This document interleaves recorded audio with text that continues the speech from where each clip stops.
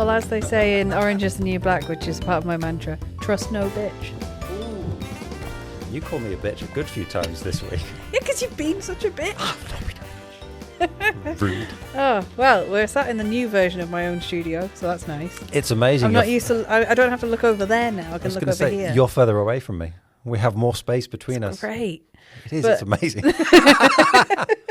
And we're back in a studio. Yeah. So the last episode we went rogue. We talked about bao-buns-and-death.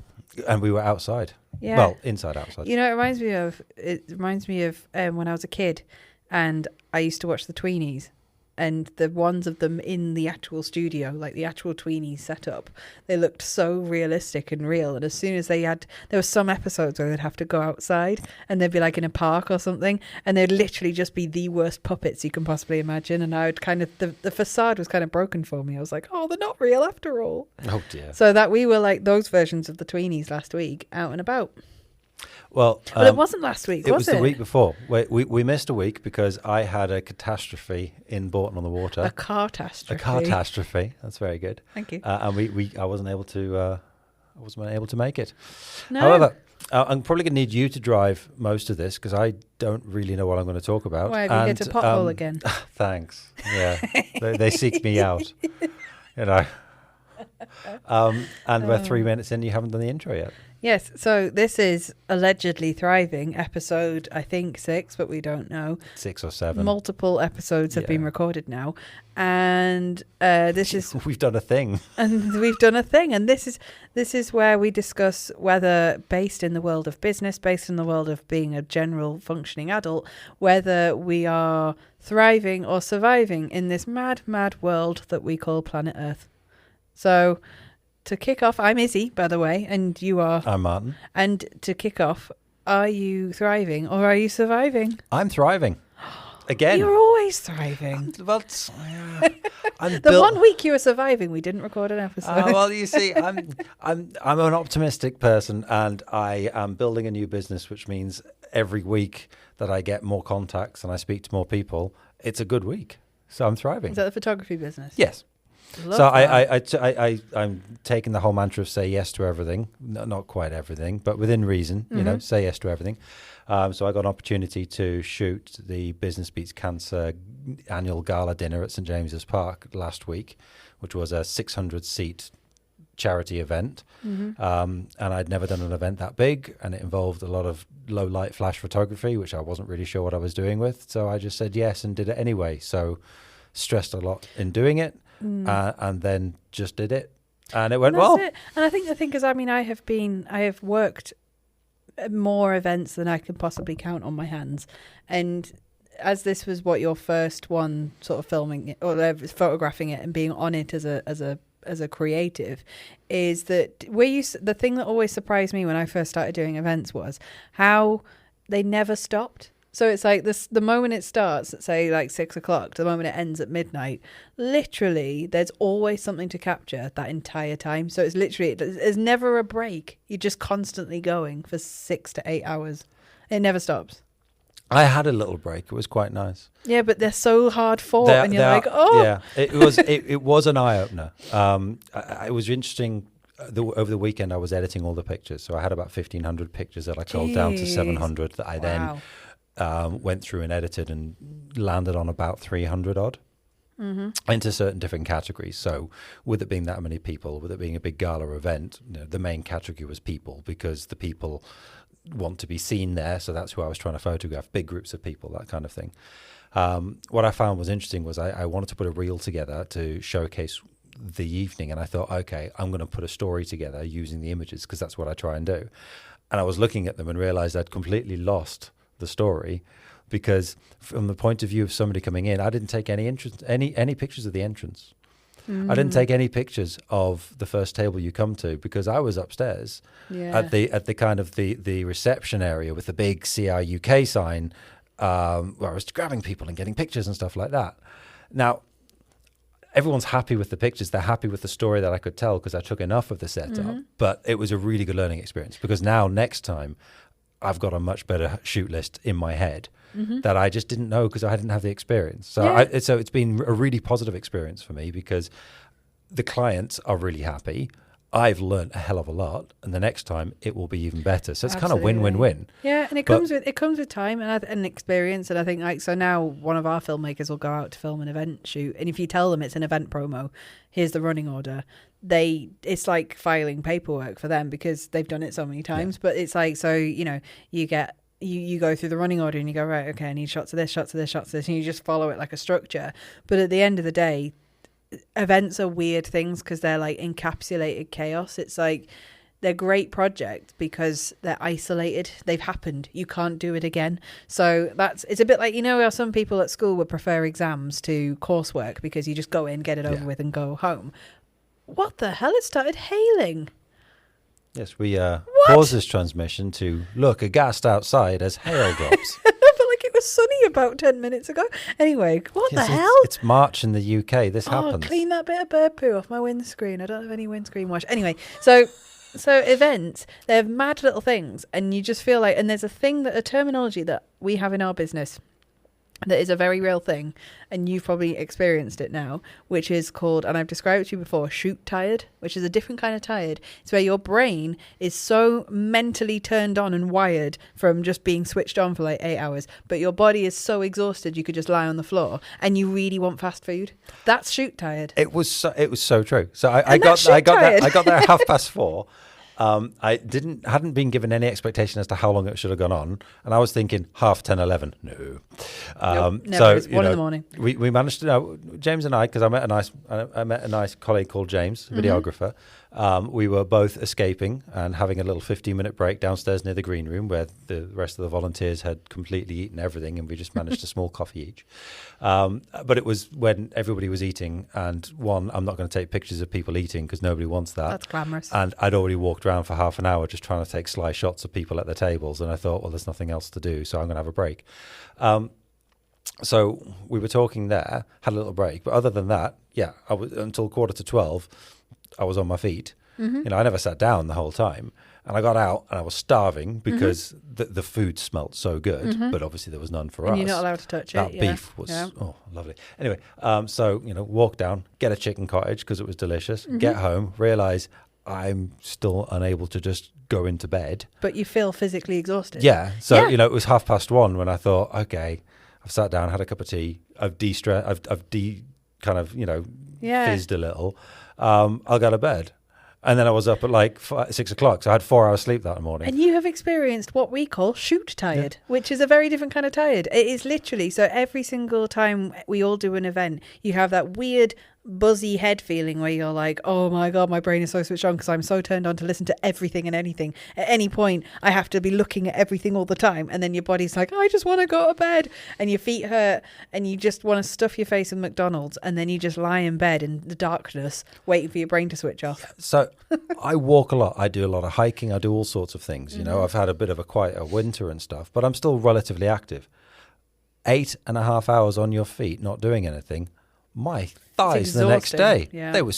My legs were sore for 2 days. Yeah. Why do you think during our event season, which is the height of summer for us, all of our filmmakers and me and my dad are all exhausted all the time? It's because and then the next day you have that feeling of jet lag, you have that feeling of slight sluggishness, and you got to go again. For me, I got 4 hours sleep that night. I was up again at 5:30 because my head was sitting there thinking, I need to start editing that. Yeah, it's because your brain hasn't switched off. So.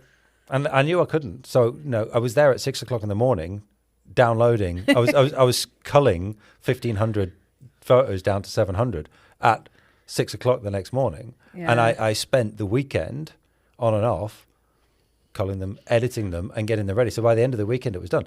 Realistically, when this becomes something more regular, or if it becomes a part of a regular workflow and it's an actual something that I'm not doing for free because it was wait till event season, because it was a charity do, it was free, it was an opportunity, as a freebie it's worked very well because I got to know a number of people. It's a marketing investment, isn't it? Absolutely, it's worked really well. But I'm also conscious that if I'm doing that all week, I need to be able to switch off on a weekend or switch off for a couple of days. But my head is such that I know if I wouldn't be able to relax on a Saturday and Sunday knowing that I had 1,500 photos to look at on the Monday. If I wasn't doing anything on the weekend, I'd start doing the work. But this is why you see someone like me who is very bad at organising myself, but also really good in the sense that I actively allot time where I have to literally switch my brain off. So like, I think I end up in like a relaxation debt effectively. So if like I am so for example, I was working this Sunday, well, Sunday that's just been, and I did 8:30 till 4:30. That to me is like it's obviously a full day's work, and then I'm effectively, because that's a Sunday that I'd normally be off, I obviously can't just like have a day off for fun. I have to like earn that time back. So today I didn't come into work till like 11, so that's a couple of hours, and then next Sunday I'll probably make that time back, and then you have to kind of be strategic with your time and claim it back, otherwise you just end up working all the time. So that's kind of, so the way I see it is that I'm owed time, because that would have been a day I'd be off. And I know as a self-employed or as a business owner, you've got to be like the person who's like working all the time and hustling all the time, but that's not me at all. I like a weekend. No, I think I agree. I think it's always about a balance. At the same time, what I will always struggle with, I think, is if I know I've got something that needs done, or I know I've got something I've got planned in to actually work and edit and deliver. Mm-hmm. It's more if it's a deliverable or something. If it's something for myself, I can put it off. It's fine. If it's something I'm doing for someone, I prefer to get it done as quickly as possible. Oh yeah. So if it's a choice of, if I'm going to go out somewhere, go for a nice meal, then I'll forget the whole thing. I'll go out and I'll enjoy it. If I'm going out for a nice lunch with Jane and we have coffees and cake and all of that, absolutely, mm-hmm. I'm in. Otherwise, it's hanging over you. If it's just sitting watching telly, I'm going to go and do something else. But then this is where the power of the deadline comes in. Now, I've never, ever missed a deadline. And Howl Studios never, ever missed a deadline, ever.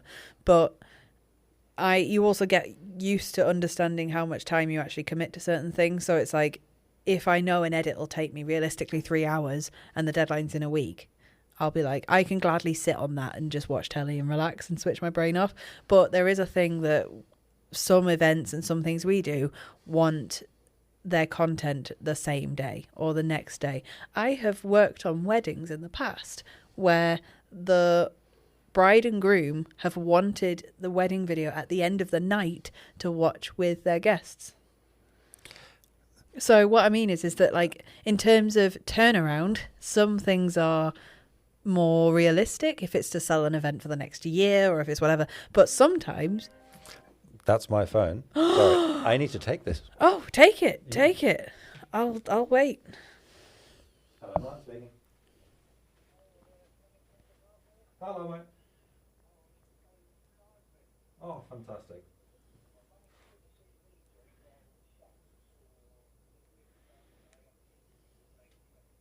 Oh, lovely. Sorry about that. It will probably be tomorrow morning at this point in time because I'm in the office, if that's all right. Brilliant. Thank you very much. Bye now.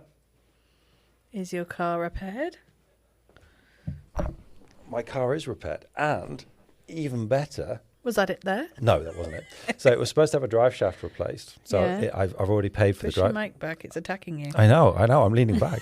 I've already paid for the drive shaft. It turns out the drive shaft they got didn't fit, or it wasn't the right one. So because he's an old school mechanic, what he's done is he's basically just rebuilt the entire CV boot instead of it, which means he now owes me £97. So I'm going to go tomorrow, pick my car up, and get money. What an honest mechanic! An honest mechanic. I paid him £250 for the part. Men have such a different experience in mechanics. Right. Oh my God. He's wonderful.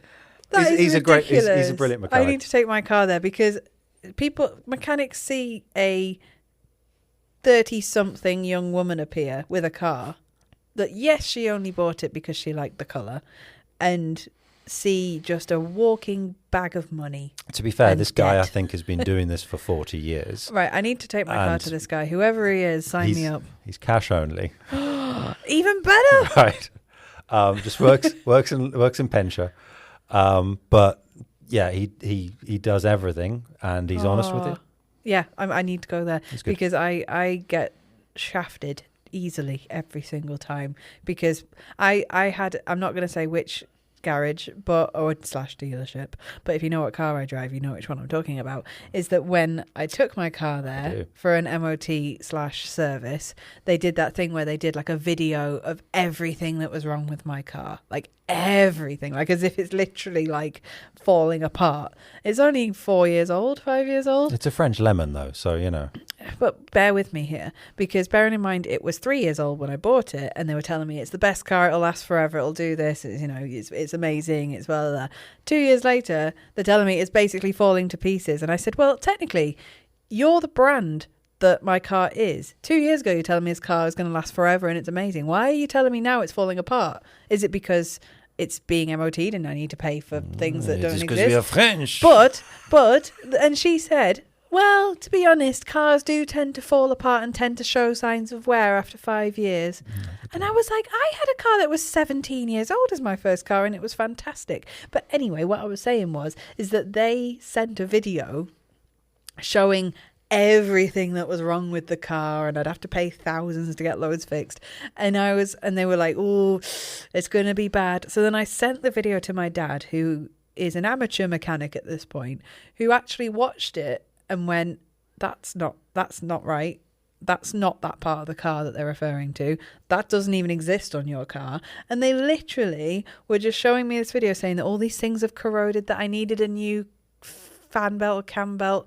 And it's only done like 45,000 miles and stuff. And there was lots of I was royally being screwed over.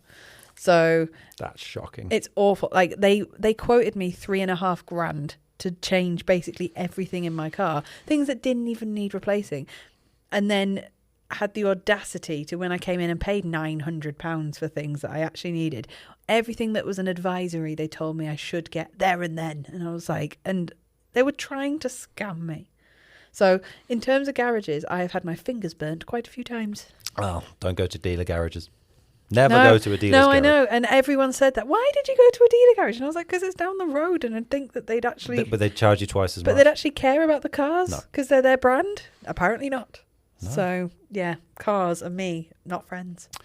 But it does raise an interesting point about honesty and how important honesty is in business or not in some industries in some cases. And I think some have a notorious slime ball element to them, though. I think they do. I think sometimes deservedly and sometimes maybe not quite so deservedly. I think sales has a terrible reputation. Anything sales related. They do. Housing, estate agents, letting agents have a terrible reputation. They do. Some for good reason.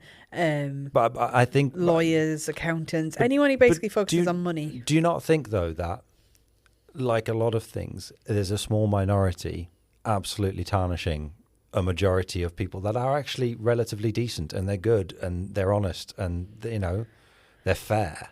I think in this day and age, it's because of the rise of automation and AI, and everyone's using that as like the buzzword, but because basically a lot more is achievable without needing a professional at your doorstep in person, that you either have to go one of two ways. You either have to get more honest or more dishonest because of the rise of all this technology where you could effectively just scoot around it and do it yourself.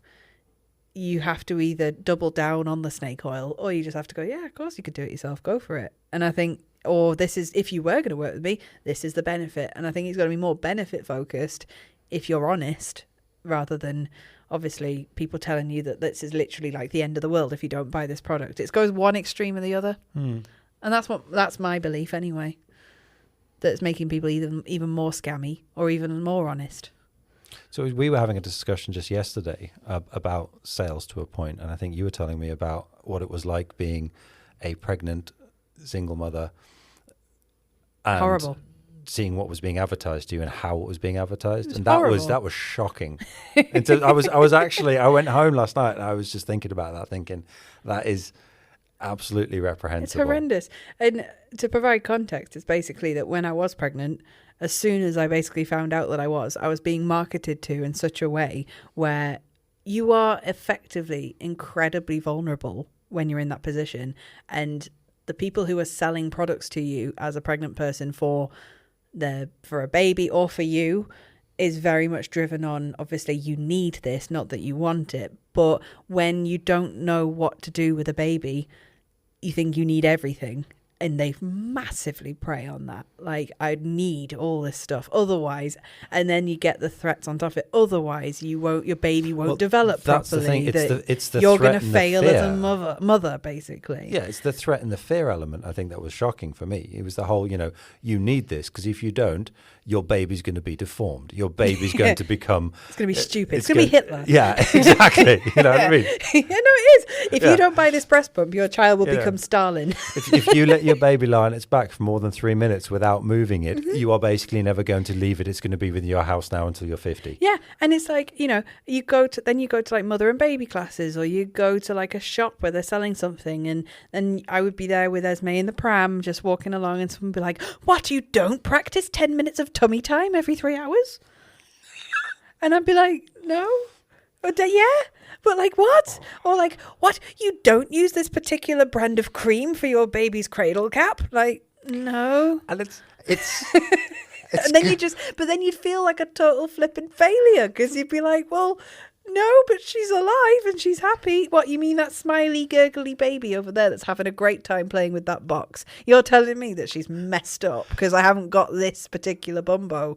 What? But it's crazy, because 95% of all of the things you're talking about didn't exist 70, 80 years ago. No, or even like 7 years ago in some respects. Like, you can buy all sorts of crazy products that literally like are designed to, basically, because obviously there's a lot of working mothers now, there's a lot of the need to go back to work is bigger than ever. A lot of products are designed with the solution in mind that basically does a lot for you while you're doing other things. But Esme was a baby that basically, effectively, like all babies, just wanted to be attached to me for about a year. So she just wanted to be on my face, in my face, on my body, here for all this time.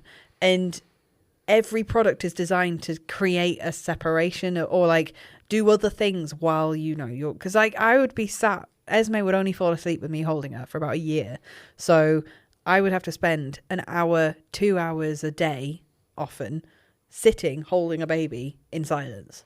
See, I've always liked those giant straps you see women and men wearing. The slings. The slings, where they've literally tied their baby to them. It's so flipping complicated. But once they're there, they just crack on with their life. No, do what I want. No, I just have a baby here. No, they don't. I got one of those. I bought into it. Really? It's a lie. You can't do anything. No, I bought into it, right? I mean, I could understand on the front, whip around the back, you can make tea and stuff. No, I'm going to get a dolly and I'm going to bring that sling in, and you're going to see what it's like. Because literally, when it arrives, I'm not joking, it is about 40 feet of elasticated fabric, right? And then there's like when you watch people learning how to tie a tie. Can I just say, there are literally hundreds of millions of Indian women who wear wonderful saris. It's amazing. It's amazing. Who are just listening to this thinking, what? But this is simple. But basically, you follow this tutorial, right, where you're like wrapping it around you, around your neck, and like you tie it and all this stuff, and then you got this little like pouch. And then the thing that got me is the fact that you're practicing your handiwork with a literal human baby. So like I would have tied this thing and put it on and whatever, and put a newborn baby. It just falls out. Whoops. And you can't practice with a doll because babies wriggle, they move, and they get comfy, and they're heavy in places, and they stretch and they kick, and you have got this elasticated thing wrapped around you. And I put Esme in there, and she's like literally motorboating me, like squished, and then she's like pressed up against my boobs like this, and it's trying to move, and I'm trying to do things, and she's crying, and I'm like, oh, this is just awful. That's interesting, because I've always looked at them, and I thought that I've always been of the view and the opinion and the thought that the baby insertion element, it's hard. It's really hard. It happens halfway through.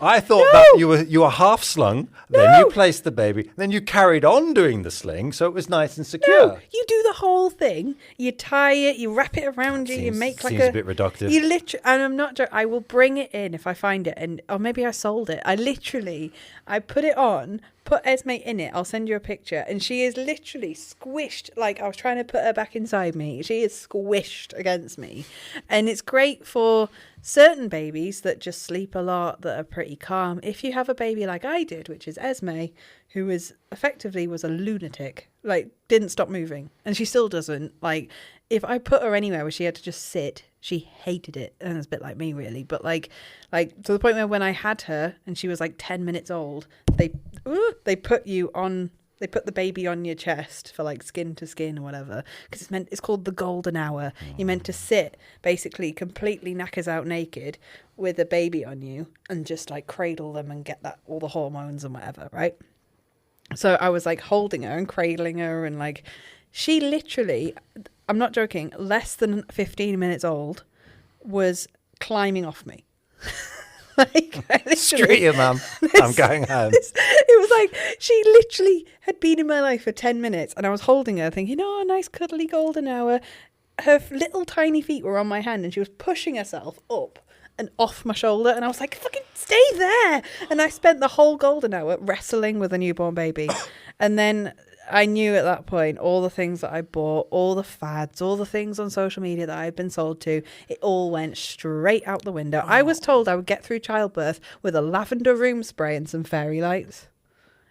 It wasn't. It was an elephant-sized injection of anaesthetic.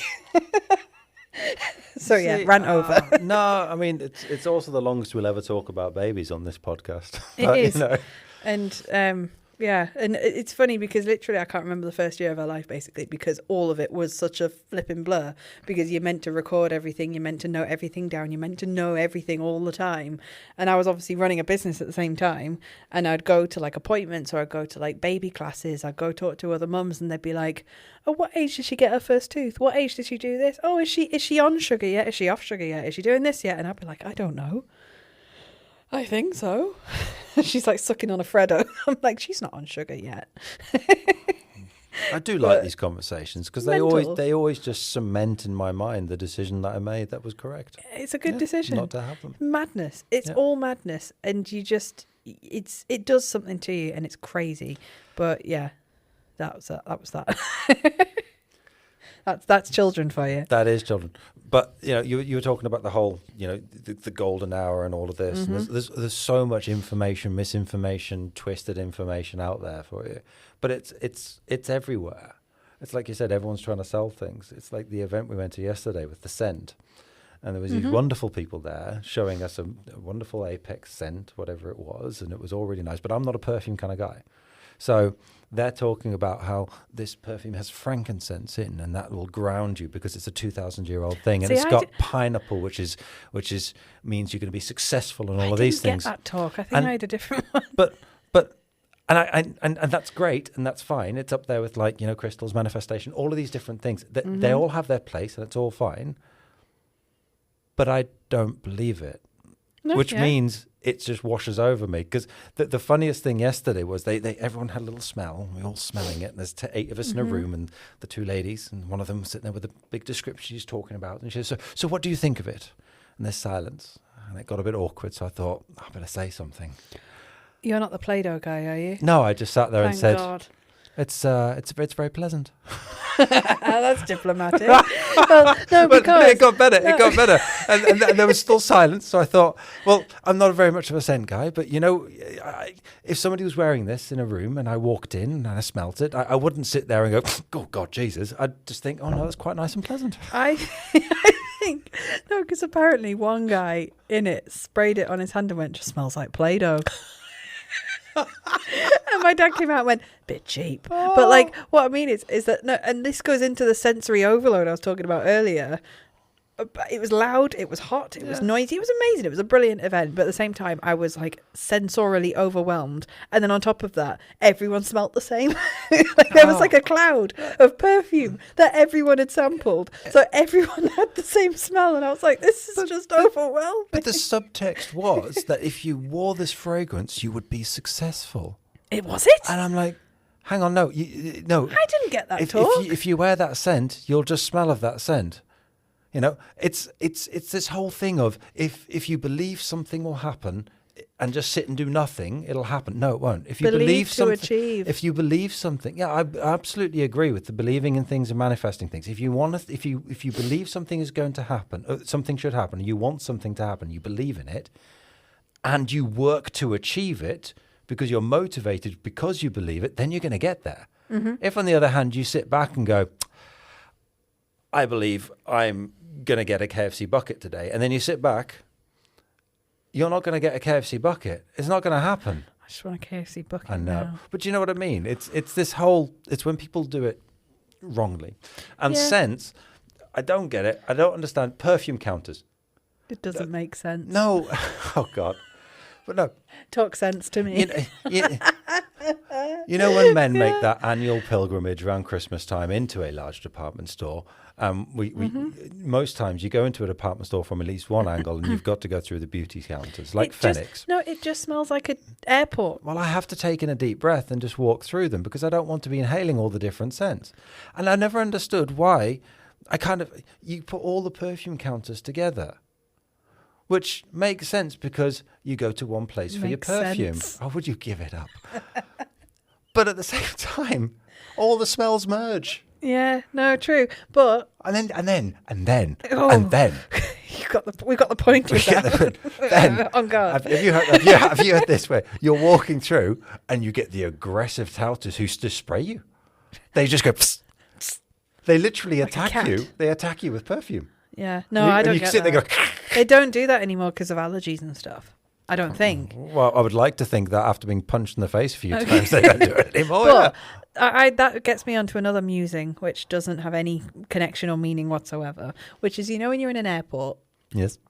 And you're fed through, you're like birthed into the airport through the canal of perfume. Duty free. Yeah, basically. And you come out the other side. It's that wonderful canal. It's that wonderful canal of perfume, fags, and gin. Yeah, and random I Heart London teddies and stuff. And then they just put Toblerone at the end. But the thing that has always, the people I've always wanted to speak to, and I know this sounds weird, is when you have a really early or really late flight, basically a red eye, effectively. When you go through the duty free, and there are people selling Chanel or selling I don't know, J-Lo or Britney Spears or whatever. Not them, but the actual perfume. I was going to image now with them trying to sell J-Lo. Shannon's just there on a stand. It's 2 a.m. at Stansted. Yeah. No, but it's 2 a.m., right? Yeah. And their job is to sell Chanel at 2 a.m. I want to speak. Every time I go through the airport and I see these people who are having to sell Marc Jacobs Daisy, and it's 1:30 a.m. And I'm like, who? It's because time doesn't exist in an airport. I know, but it exists outside an airport. But imagine you've got a night shift, and your night shift is to sell perfume. It's such a weird thing. I get it, but it doesn't exist in an airport. I know. That's why there are people sitting there at 5 o'clock in the morning getting a pint in. I know. I can't do that. No. I can't do that. I'm a Burger King before 9 kind of girly. Oh. But what I will say is it's always fascinated me, the fact that when you walk through the duty free, that there are people just dressed like it's 2 o'clock in Phoenix, but it's 1:30 a.m. and they're selling Chanel No. 5. I just think it's fascinating. But there are people buying it as well. Which is even more fascinating. Absolutely. It's 2 a.m. I'm absolutely knackered, but do you know what? I could do with some Chanel. And it's because it's duty free. Yeah, that is true. 20% saving. Oh, what's your favourite thing to do in an airport? Leave. Fly away. Literally leave, yeah. No, because I love an airport. I don't. I love going, like I said, I love, the fact time has no meaning. I love a 10 a.m. Burger King. A Whopper before 10. That you need to take a mortgage out for? Yes, but it's all part of the experience. No, it's not. And then buying a bunch of magazines that I would never normally read, like a $10.99 Cosmo, and then getting on a plane and realising I've got too many things to carry. Have you ever gone to a business class lounge, the waiting lounges? No, but I know people who have, and I'm jealous. Yeah, it's an experience, because we did it for our honeymoon. I'm going to sneeze. Bless you. And now you won't. Oh, there you go, see? I hate that. Absolutely. We've stopped this. Now it's just suddenly going to come out of nowhere. Now it's just I've got so, tiny picture picklers this. in my nose. We're in Heathrow. we go into the business class lounge because we bought a business class ticket because it's our honeymoon. Very nice. Very yeah, nice. I mean, bear in mind, our business class ticket basically meant that we were in business class on a plane that didn't have actually a business class section. They just had another set of economies, but you didn't have somebody in the middle seat. You had a table. Sucker. You paid for the sucker ticket. And we got champagne. But anyway, we're in the lounge. And you go in the lounge and there's a buffet and you just help yourself to food, which is great. There are kids. That was annoying. But there's also just bars.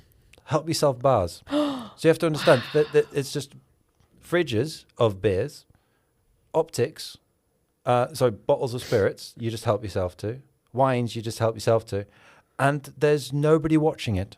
Wow. So you've got children and teens in here who can help themselves to whatever they want from the bar. That is nuts. If they've got parents who don't give a crap. Oh my God. And no one's policing it. That reminds me so much of Ocean Village. Literally a free-for-all. I love that because that basically, when I was, and I know we'll talk about our actual podcast eventually, but when I was 7. Oh, we've been going 14 minutes. I know. Well, no, you had a call.